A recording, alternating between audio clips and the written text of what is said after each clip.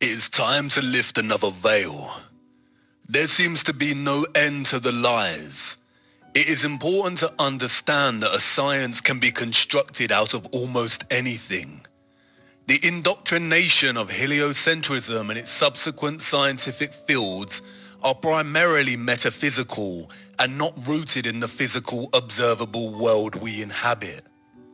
The satanic cabal could have easily told us that the earth was shaped like an oblong or triangle, and entire sciences and mathematical equations would have been dedicated to explaining this. Good science fiction works in the same way. The science adds up, but it doesn't make it a reality. Our reality is not governing the field of heliocentrism. We experience nothing that suggests our Earth is a globe. No, rather it is a concept or idea that is governing heliocentrism and leading many scientists further astray from discovering real truth. The perceivable world is at odds with scientific theory. It is deliberate deception. And this deception is also present in our geological understanding of Earth's flat plane. Throughout cultures, we come across mythological stories of creatures being turned to stone. The most famous of these is the legend of Medusa, who had snakes in place of hair and whose glance would turn people to stone. The tales are found in European, Native American, Asian, ancient Greek and Oceania culture. The stories often feature serpents or basilisks. Many believe they are our ancestors' ways of explaining petrification. Here are images of petrified animals, and here are some images of petrified wood from Petrified Forest National Park in Arizona. We are told by the scientist priests of the world that organic living matter petrifies in two ways. The trees became petrified when buried in sediment, like thick mud, or in volcanic ash. Look closer at the petrified trees. They haven't just turned to stone, but are composed of crystals. A cataclysm such as a mud flood or volcanic eruption literally turned wood and living matter into crystals. The object, we are told, needs to be impacted so oxygen and bacteria cannot reach the matter to begin decomposing it. Yeah, right. Why we believe such nonsense in the first place is beyond me. We bury our dead and they decompose. They do not turn to stone or crystal. And a volcanic eruption produces volcanic ash. This ash is destructive, as Wikipedia tells us. It can affect human and animal health. It can disrupt electrical systems. It can destroy aeroplanes and buildings, ranging from complete or partial collapse of roofing. And yet scientists tell us it is this same volcanic ash that is responsible for the phenomenon of wood petrification. Thousands have died at the hands of volcanic eruption. Why don't we see petrified human bodies of crystal? Why do the victims decay? And it isn't the lava. Lava would melt bone. Volcanic ash does not cause petrification. This petrified wood is laying out almost intact and neatly for the world to see. It also appears that they have been cut into tiny chunks. Did the ash or sediment also chop this wood before turning it into beautiful crystal? And if not, then please find me the ancient saws that can cut through stone and crystal. This is nothing more than mere theatre for the gullible. Sediment and volcanic ash does not explain petrification properly. A frog does not just turn into stone. You can even find petrified honeycomb and beehives. During the course of its life, the bumblebee will buzz to and fro collecting nectar and pollen from the flowers. It can detect both the presence and pattern of electric fields of the flowers. It does this to gather information on the flower and find out if it has recently been visited by another bee. Once they have collected enough nectar and pollen, they return to the nest and deposit this into wax cells. These wax cells are constructed into symmetrical, hexagonal forms. The honeycomb is a mass of hexagonal prismatic wax. The bees have an innate intelligence to construct their honeycombs with hexagonal tiling because it creates equal-sized cells while minimizing the total perimeter of the cells. In other words, it is economical. It uses the least material to create a lattice of cells. The geometric efficiency of the hexagon can be seen everywhere in nature. The dragonfly's eyes are composed with hexagonal efficiency. Look, the hexagon is everywhere. No two snowflake patterns are the same, but they all share the same fundamental hexagonal geometry. And then there is the case of flax plant stems. As you can see, each individual fiber is hexagonal in shape. This is not an accident. No Kabbalah Ein Sof randomness, luck of the draw. This is intelligent design. The natural world grows and develops with efficiency. The stem consists of hexagonal columns that allow it to grow upwards, and the result is this. Beautiful plants and trees grow upward towards the sky. When we look at tree rings under a microscope, we see similar geometric patterns of the hexagon. Microscopic photographs of petrified wood shows these same hexagonal columns. But according to the scientific priests, there exist anomalies in our world. The basalt columns, perfect hexagonal columns that mirror the tight efficiency we see in organic living matter. Wikipedia and mainstream science tell us that columnar basalt formed due to the cooling of magma or lava flows. This is what lava looks like when active. And this is what it looks like when it has cooled and hardened.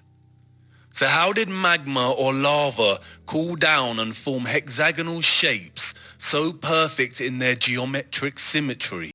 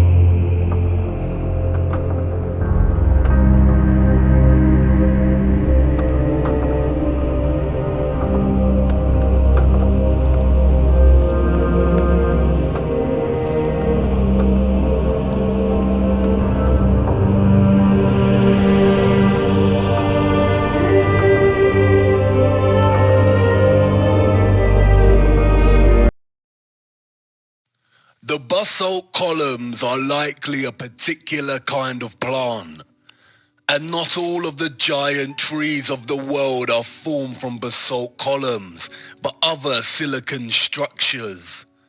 The giant trees were diverse in species and type, much like we see in our trees today. Not all of what we've learned to call mountains are giant trees. Eyes exposed to the light take time to adjust, but you will start to spot the difference. This is not a volcano. It's a pile of loose waste that was generated and piled up by giant machines. It has a perfect cone shape, like all loose structures. Lava and volcanic ash contain high levels of silica. They piled the grounded silicon and chemical waste of their activities here. These chemicals sometimes react with each other and sometimes burn. Any farmer will tell you compost heaps can start to heat up to the point of spontaneous combustion. The microcosm and the macrocosm. Silicon is the second most abundant element found in Earth's crust after oxygen. Silicon is structurally very similar to carbon. Many scientists have theorized that silicon-based life is possible. When silicon interacts with oxygen, it turns into quartz. This is a carbon-based tree, and this is a silicon-based tree. History is a lie. There was a silicon era in which trees grew to enormous heights, and they were made primarily of crystal, just like quartz. What we call rocks today are really just fragments of old giant trees and other living organisms. Rocks and stone are the phase between silicon and carbon life forms. There are no petrified organisms, just the remains of silicon-era organisms. More than 75% of the Earth's volcanoes reside in the Ring of Fire, a major area in the basin of the Pacific Ocean, the deepest ocean on Earth. Look at this image of our oceans without water. You can see the scarring and trenches on the ocean's floor. This is where they dug and mined the most. The Ring of Fire is home to the deepest trench on Earth, the Mariana Trench. It measures 2,550 kilometers in length and is over 10,000 meters deep. Look at all the other trenches in this area. It is not a coincidence that the largest volcano on Earth, the Tamu Massive, is located right next to these trenches under the water. It is the size of the United Kingdom. The extent of the mining here has created 452 ocean waste piles, or what they call volcanoes. You see, there never used to be oceans on Earth like we know them now. What is now the oceans was once covered in deep silicon crystal. All life was primarily silicon-based. Silicon does not need water to grow. It is very different from the carbon-based life that we know of and experience as humans. Only carbon-based life needs water to survive. Scientists have found an unusual amount of carbon in the ice of the Earth's poles that dates back thousands of years. This high amount of carbon in the ice shouldn't be there. They tell us its recent presence is because of burning fossil fuels since the Industrial Revolution, but that doesn't explain the carbon that dates back thousands of years. It suggests there was a huge worldwide fire at some point in our history.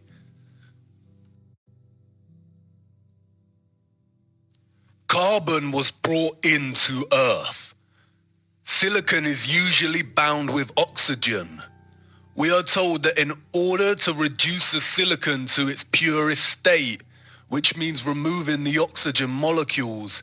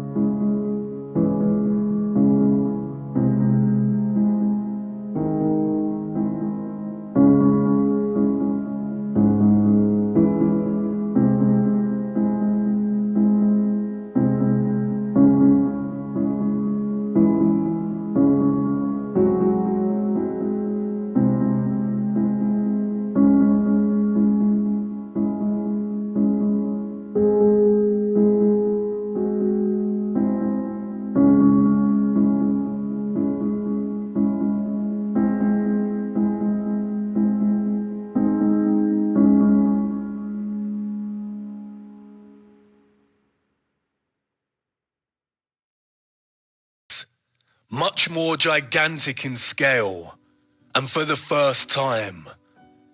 You would too think they were some kind of mythical monster. Look at Tula, the ancient capital city of Toltec. They revered these beings and paid homage to them with sculptures on top of their half pyramids. Look closer at their hands. They look like they're holding drills or power tools. Look at this drawing. It depicts beings in some kind of metallic suit, with helmets that cover their entire face for protection, and what looks like to be swords in their hands. We are told these artifacts were made before metal was discovered, but that is clearly a lie. Look at these images of quarries. You see the tiered, stepped structure. It is a formed structure with right angles when viewed from above. The excavators take huge chunks of land, and this is the remaining result. They have lied about everything. What they call ravines, cliffs, valleys are nothing more than quarries. Look at the valley passages and limestone cliffs that border it. Massive chunks of land were excavated and carved out. Now look at the rest of our world. Quarried tiered stone. You can still see the traces of machines' tracks on the ground as they gutted the land. It is a wasteland. In some old quarries, there is a lot of moisture and people are able to do farming and plants regrow. This is not a lake. This is a flooded quarry. Look at the Caspian Sea. It is a giant flooded quarry.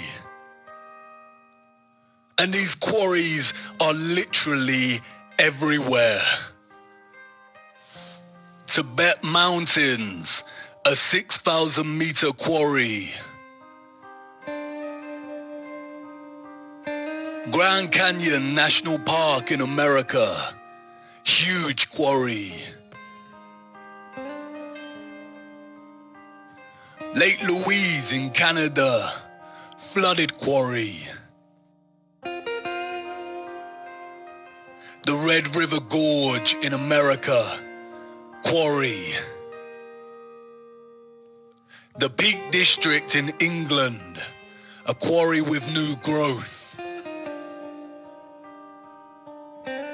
The Highlands in Scotland, a tiered quarry system.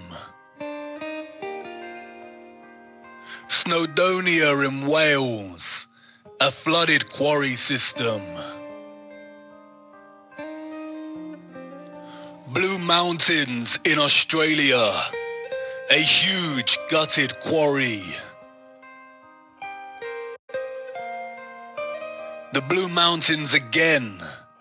Compare this wall to the human marble mining in the Alps. We have to wake up.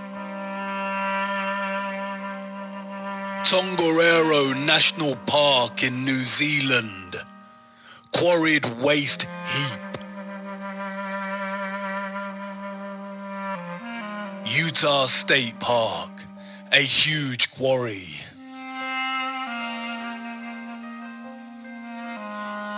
Bugatti Mountains, quarry waste. Zermatt Glacier in Switzerland, a quarried path with scarred tracks. Rainbow Mountain in Peru, a quarry heap full of chemicals. Lunar Crater Lake in Iceland, a flooded quarry. Namibia Desert, vast quarried waste.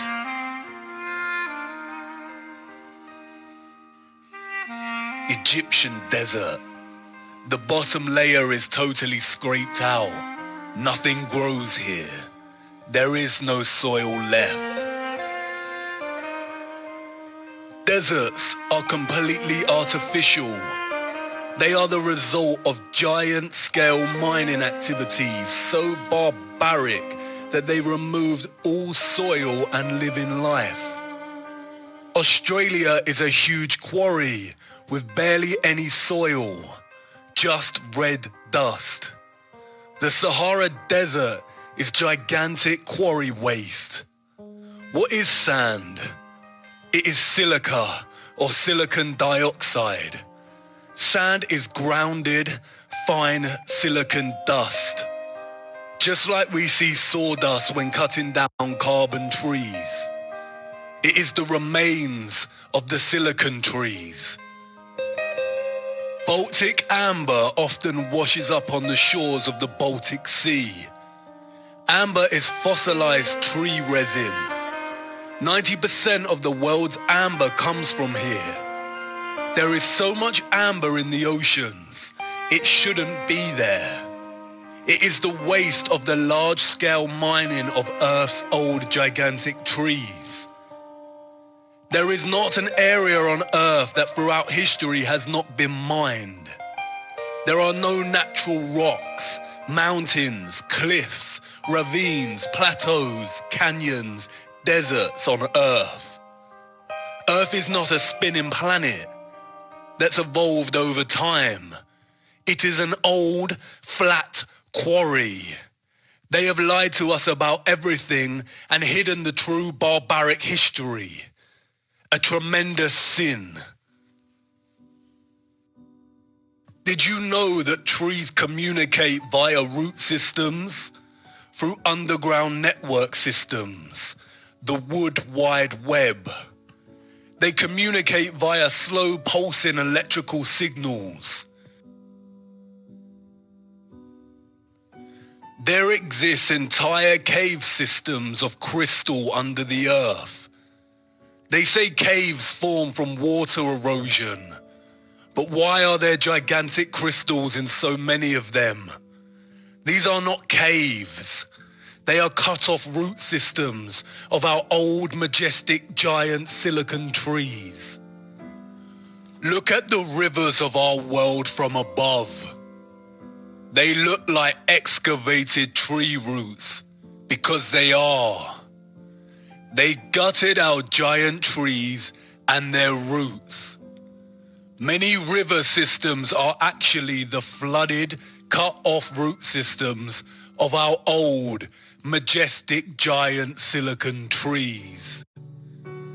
It is not a coincidence that many of our giant tree stumps are located within national parks and protected land. It means we can't dig there and discover roots attached to these structures. Hollywood have mocked us and given us a vision that is most likely very similar to Earth's true history. Look.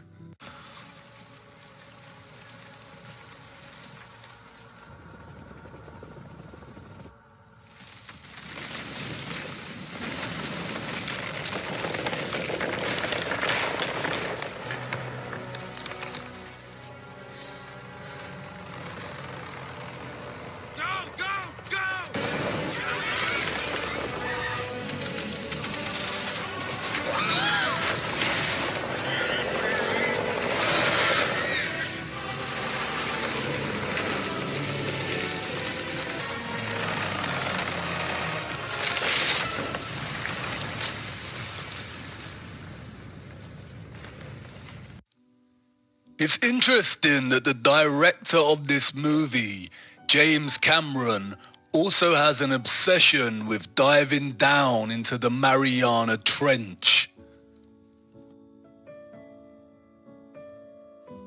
Silicon, we are told, is a powerful semiconductor. It is the primary element that makes computer chips possible. Memory chips and processors would not be possible without silicon. It holds memory.